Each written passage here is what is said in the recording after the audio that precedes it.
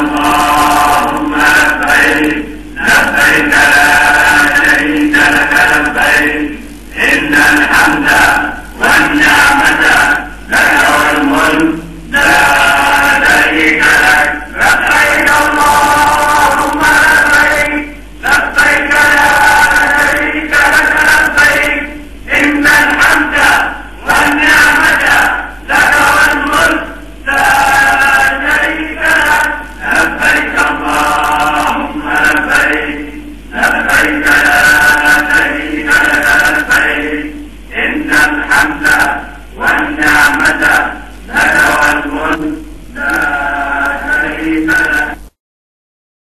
بسم اللہ الرحمن الرحیم. محترم حاجی صاحبین و حاجی صاحبات، حج جنرل انفارمیشن کی دوسری سیڑھی آپ حضرات کی خدمت میں پیش کی جا رہی ہے. اللہ تبارک و تعالی سے دعا ہے کہ اللہ تبارک و تعالی ہمارے اس انفارمیشن کو مفید سے مفید بنائیں اور ہمارے حج اور زیارت مدینہ صلی اللہ علیہ وسلم کو ہماری نجات کا ذریعہ بنائیں. مکہ مکرمہ میں جب ہم ہوتے ہیں تو اس موقع پر ہمیں وہاں کے ایک ایک ذرہ، وہاں کے ایک ایک مقام اور وہاں کے ایک ایک حصے کو ڈھونڈنا چاہیے، تلاش کرنا چاہیے، معلوم کرنا چاہیے، تاکہ ہم جب وہاں پہنچ رہے ہیں تو ہم سے کوئی ذرہ ذرہ، کوئی حصہ ہم سے چھوٹنے نہ پائے. قرآن مجید، صحیح احادیث نبویہ اور ہمارے بڑوں کی کتابیں جب ہم مطالعہ کرتے ہیں تو یہ بات ہمارے سامنے آتی ہے. مکہ مکرمہ میں بہت سارے مقامات وہ ہیں جن کے بارے میں ہمارے بڑوں نے نشاندہی فرمائی ہے کہ یہ وہ مقامات ہیں جہاں پر دعائیں قبول ہوتی ہیں.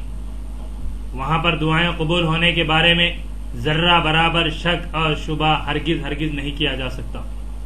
لیکن ضروری ہے کہ ہمیں وہ مقامات معلوم ہوں تاکہ ہم وہاں جب پہنچیں تو وہاں دل کی گہرائیوں سے اشک بار آنکھوں کے ساتھ اور تمام حالات کو یاد کر کے اللہ تبارک و تعالی کی ستاری، اپنی گنہگاری کو یاد کر کے بارگاہ خداوندی میں دعائیں مانگ سکیں. سب سے پہلے مکہ مکرمہ میں جو مقامات قبولیت ہیں ان میں کعبۃ اللہ کو دیکھنا اور کعبۃ اللہ کا دیدار کرنا اور کعبۃ اللہ پر اپنی نگاہوں کو مرکوز بنانا قبولیت کے مقامات میں سے ہیں. ہم حاجی صاحبین پہلی نظر کو دعا کی قبولیت کے سلسلے میں اہم اور مفید سمجھتے ہیں، لیکن وہیں پر ہمیشہ کعبۃ اللہ کو دیکھتے رہنا اور کعبۃ اللہ پر اپنی نگاہیں جمانا یہ بھی دعا کی قبولیت کے مقامات میں سے ہیں. حدیث مبارکہ میں آتا ہے اللہ تبارک و تعالی کے انوار و برکات وہاں اترتے رہتے ہیں. وہ انوار و برکات طواف کرنے والوں پر، کعبۃ اللہ کے اندر، مسجد حرام کے اندر نماز پڑھنے والوں پر، اور اسی طریقے سے کچھ برکات کعبۃ اللہ کے دیدار کرنے والوں پر اترتے رہتے ہیں. تو کعبۃ اللہ پر دیکھنے والوں کی دعائیں بارگاہ خداوندی میں قبول ہوتی ہیں. جب کبھی ہم کعبۃ اللہ کو دیکھتے رہیں اس موقع پر اپنے ہاتھ اٹھا کر بغیر ہاتھ اٹھائے اشک بار آنکھوں سے دل کی گہرائیوں سے بارگاہ خداوندی میں دعائیں کریں کہ مولا ہماری ان ساری دعاؤں کو قبول فرما، ہماری التجاؤں کو اپنی بارگاہ میں منظور فرما. دوسرا مقام کعبۃ اللہ کا اندرونی حصہ ہے. کعبۃ اللہ کے اندرونی حصے میں بھی دعائیں قبول ہوتی ہیں.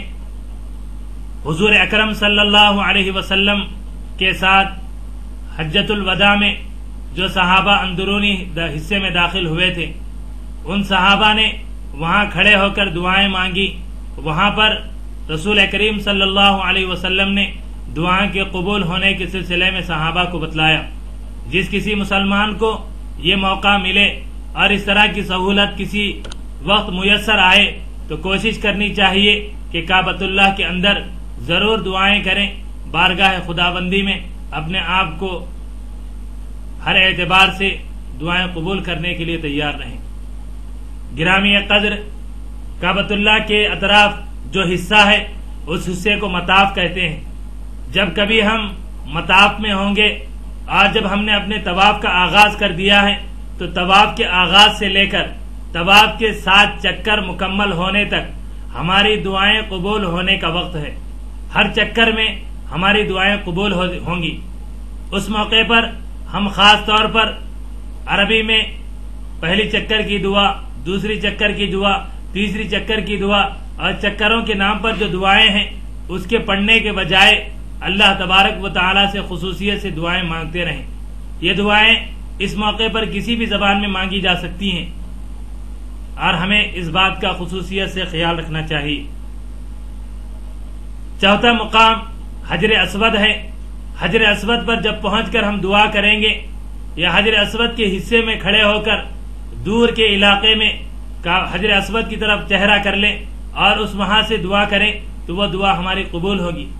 حدیث مبارکہ میں آتا ہے، اللہ کے رسول علیہ الصلاۃ والسلام نے فرمایا، اللہ تبارک و تعالی قیامت کے دن حجر اسود کو زبان عطا فرمائیں گے۔ حجر اسود اپنی طرف اشارہ کرنے والوں، اس کا بوسہ لینے والوں اور وہاں کھڑے ہو کر دعائیں کرنے والوں کے بارے میں کہے گا کہ مولا فلاں بندے نے بوسہ لیا تھا، فلاں بندے نے استلام کیا تھا اور فلاں بندے نے یہاں کھڑے ہو کر دعائیں مانگی تھی۔ حجر اسود سے ذرا سے فاصلے پر ہم آگے بڑھتے ہیں تو کعبۃ اللہ کے دروازے اور حجر اسود کے درمیان ایک حصہ آتا ہے جس کو ملتزم کہتے ہیں۔ ملتزم وہ مقام ہے جہاں پر ہماری ساری دعائیں قبول ہوتی ہیں، لیکن ملتزم پر دعا مانگنے اور وہاں دعا کرنے کا طریقہ یہ ہے کہ وہاں ہم اپنے سینے کو کعبۃ اللہ کی دیوار سے لگا دیں گے اور اپنے ہاتھوں کو کعبۃ اللہ کے دروازے کی طرف اوپر اٹھا دیں گے، اور اس کے بعد اس حالت میں رہ کر ہم وہاں دعا کریں گے۔ یہ دعا کی قبولیت کا مقام۔ وہاں پر اگر جگہ نہ ملے تو ایسی صورت میں کعبۃ اللہ کا دروازہ اور دروازے کے نچلے حصے میں جو جگہ ہے وہاں پر بھی ہم اپنے سینے کو چمٹا کر اپنے ہاتھوں کو اٹھا کر دعا کریں گے۔ ملتزم سے جب ہم آگے بڑھتے ہیں تو مقام ابراہیم نظر آتا ہے۔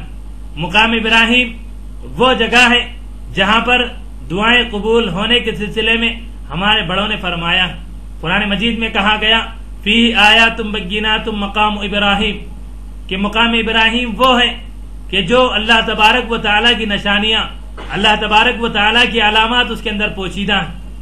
وہ علامات کیا ہیں؟ وہ علامت یہ ہے کہ اللہ تبارک و تعالیٰ نے ہزاروں سال گزر جانے کے باوجود مقام ابراہیم کو اب تک اور آج تک اس کو محفوظ رکھا ہے، اور مقام ابراہیم کے اندر اللہ تبارک و تعالیٰ نے حضرت ابراہیم علیہ الصلاۃ والسلام کے مقامات کو پیوست کر دیا ہے۔ تو یہ وہ مقام ہماری قبولیت کا مقام ہے، اس لیے وہاں ہمیں خصوصیت سے دعاؤں کا اہتمام کرنا چاہیے۔ مقام ابراہیم سے جب ہم آگے بڑھتے ہیں تو ایک دیوار نظر آتی ہے جس کو حتیم کی دیوار کہا جاتا ہے۔ اس دیوار کے اندر جو دعائیں کی جاتی ہیں وہ قبول ہوتی ہیں، اس لیے کہ حتیم کا حصہ کعبۃ اللہ کا حصہ ہے، اور اسی کا حتیم میں جب کھڑے ہو کر ہم نگاہیں اٹھا کر اوپر دیکھتے ہیں تو ہمیں وہاں ایک پرنالہ نظر آتا ہے جسے میزاب